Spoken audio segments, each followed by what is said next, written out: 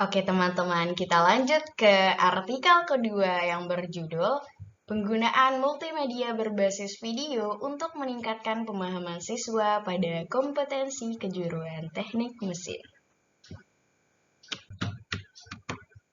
Judul daripada jurnal ini adalah mengenai penggunaan multimedia berbasis video untuk meningkatkan pemahaman siswa pada kompetensi kejuruan teknik mesin.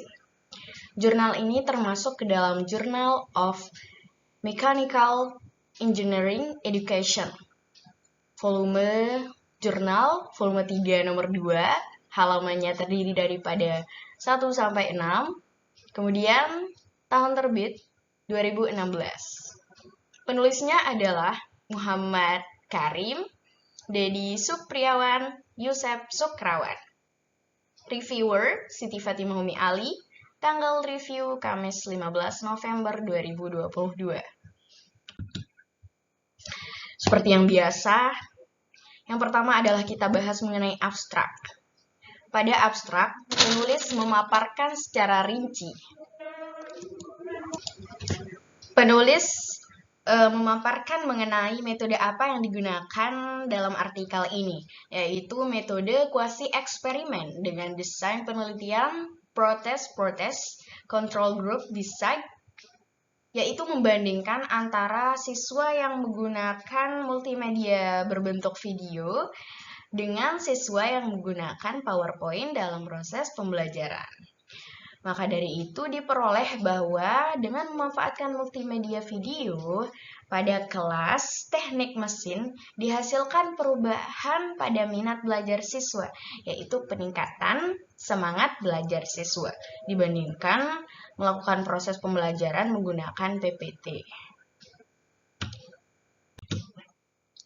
Di dalam pengantar, penulis memaparkan secara detail mengenai guru yang berperan penting dalam proses pembelajaran. Guru itu adalah memiliki tanggung jawab dan amanah yang sangat besar terhadap peserta didik. Oleh karena itu, guru yang profesional salah satunya terampil dalam segala hal, memiliki kreativitas tersendiri.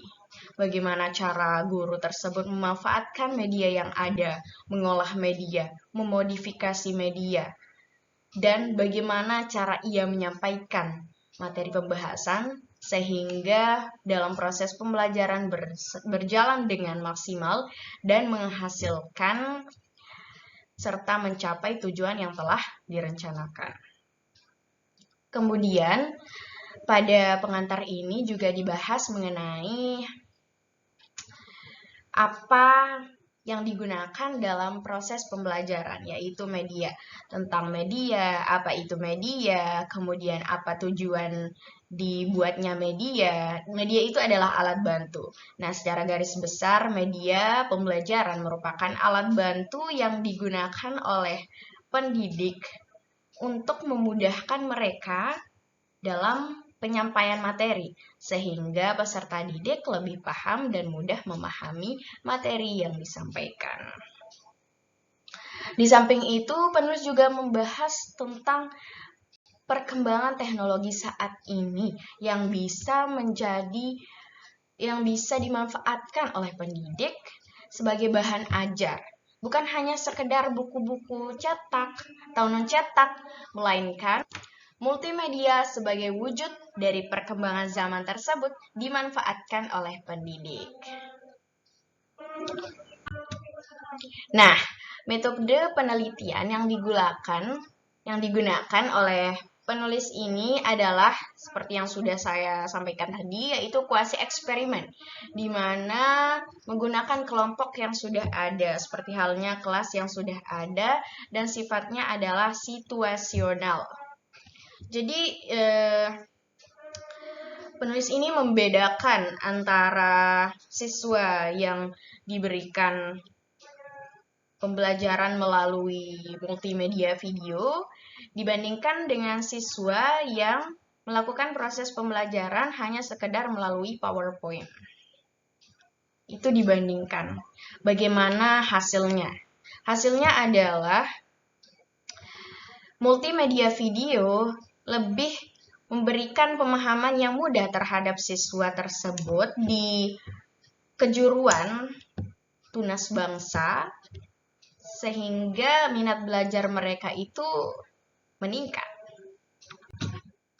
Tujuan daripada penelitian ini adalah untuk mengetahui fungsi daripada bahan ajar multimedia yang dapat meningkatkan minat belajar siswa di kejuruan teknik mesin. Bagaimana sih fungsi daripada multimedia tersebut? Apakah ada perubahan apabila menggunakan media tersebut? Multimedia ini adalah kolaborasi antara audio terus visualnya itu. Jadinya itu multi. Multi itu banyak manfaatnya itu. Kolerasi atau kolaborasi. Lebih ke kolaborasi. Nah, hasil penelitiannya mengatakan bahwa siswa merupakan parameter.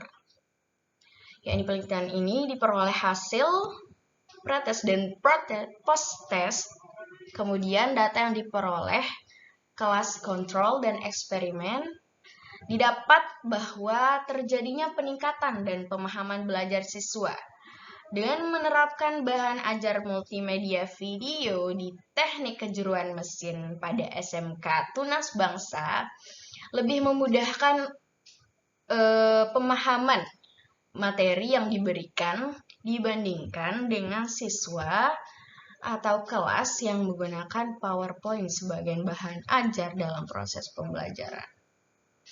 Mungkin itu juga banyak sekali pengaruh ya. Bisa jadi pengaruh dari penyampaian gurunya, pengaruh dari bentuk PowerPoint-nya, apakah menarik bagi peserta didik atau tidak, sehingga minat belajar mereka berkurang. Nah, apabila menggunakan multimedia video ini, hasilnya dapat meningkatkan pembelajaran terhadap peserta didik. Adapun kelebihan dan kekurangan dari artikel ini yang saya dapatkan, kelebihannya terletak di abstrak. Abstrak tertulis secara jelas, pemaparannya singkat, padat, dan mudah dipahami oleh pembaca. Kita lebih mudah untuk menyimpulkan jadinya. Nah, sedangkan untuk kekurangannya ada sedikit yang perlu dilengkapi dalam bagian kesimpulan. Jadi kesimpulannya itu ditulis secara umum, belum ke yang spesifik, tetapi memuat poin-poin yang sudah dipaparkan sebelumnya. Oke teman-teman, sekian dan terima kasih. Mohon maaf atas segala kekurangan dan kesalahan. Wassalamualaikum warahmatullahi wabarakatuh.